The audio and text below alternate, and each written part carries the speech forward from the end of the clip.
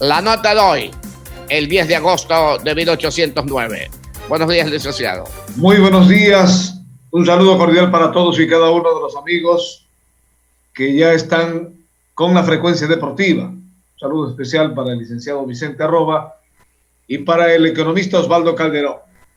10 de agosto. Efectivamente, hoy estamos recordando el 10 de agosto de 1809. La historia tiene el color que le imprimen los historiadores. Y en esa cromática visión de los acontecimientos, es necesario separar lo blanco de lo gris, lo negro de lo azul y los múltiples tonos de verde y de rojo que se puedan formar. Si bien es cierto que el 10 de agosto de 1809 marca un hito en la historia de nuestra nación, no es menos cierto que hay que desamarrar lo que el paso de los siglos ha dejado como una imagen aparente y no muy real. Si catalogamos a los hechos de aquella fecha como una gesta libertaria, debemos considerar también quiénes se quisieron liberar, de quién se quisieron liberar y para qué se quisieron liberar. Entonces, debemos comenzar diciendo que si nos ubicamos en la fecha histórica, es decir, en el 10 de agosto de 1809, nos daremos cuenta que el Ecuador no existía, porque el Ecuador nació como Estado recién el 13 de mayo de 1830, es decir, casi 21 años después. Pero ¿quiénes fueron los que conjuntamente con Espejo, Juan de Dios Morales, Antonio Ante, Juan Pío Montúfar, el Marqués de Selva Alegre, Manuela Cañizares y los demás personajes que menciona la historia, protagonizaron los actos de insubordinación que se dieron en esa fecha histórica?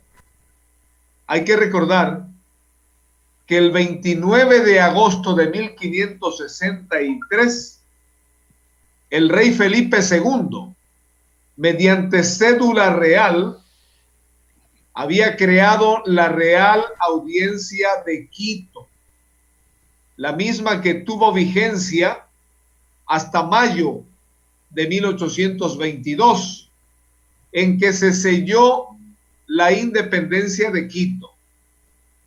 Entonces, los que pugnaban por la libertad el 10 de agosto eran los quiteños, y no los quiteños de la más baja clase social, eran los criollos o chapetones, es decir, los descendientes de españoles que habían nacido en territorio de la Real Audiencia de Quito y que por la clasificación social muy rigurosa de aquella época, también eran víctimas de explotación y marginación por parte de los españoles auténticos venidos de la península ibérica.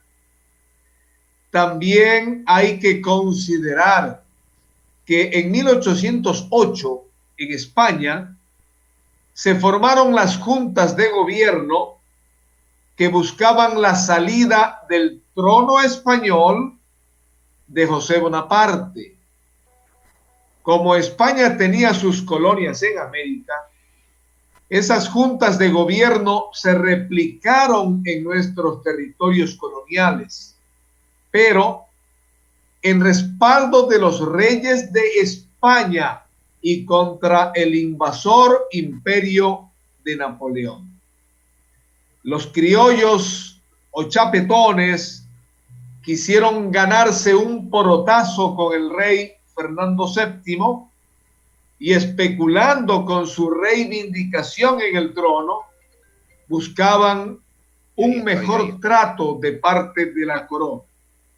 Quiere decir, vamos a salir por el propósito del 10 de agosto de 1809 no era la libertad de nuestro pueblo del yugo español, sino la libertad de España de la invasión francesa. Antes del 10 de agosto de 1809 se dieron otras rebeliones de iguales motivaciones y mayores incidencias, como la Revolución de las Alcabalas de 1592. La alcabala fue el impuesto más importante del antiguo régimen español, que gravaba el comercio y era el impuesto que más ingresos producía a la hacienda real, la economía de la realeza. De esos caudales participaban la iglesia y el rey. Otra fue la rebelión de los estancos en 1765, que fue un movimiento de protesta y desacato al pago excesivo de impuestos al comercio del alcohol. Vale también aclarar que Juan de Dios Morales no fue quiteño. Nació en Río Negro, Antioquia, Nueva Granada, hoy Colombia, y llegó muy joven como escribiente del presidente de la Real Audiencia de Quito, don Juan Antonio Mon y Velarde.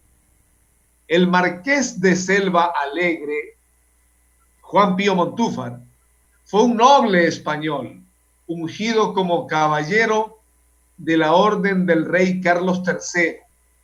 Juan Pablo Arenas fue guayaquileño, hijo del capitán español Jerónimo de Arenas y de la dama Manuela Lavalle y Santisteban. Casi todos ellos pelucones, es decir, que usaban las pelucas postizas que acostumbraba la nobleza de ese tiempo. El 10 de agosto de 1809 ni fue el primer grito de independencia, ni buscó la verdadera independencia, como la que sí se dio el 9 de octubre de 1820 y el 24 de mayo de 1822.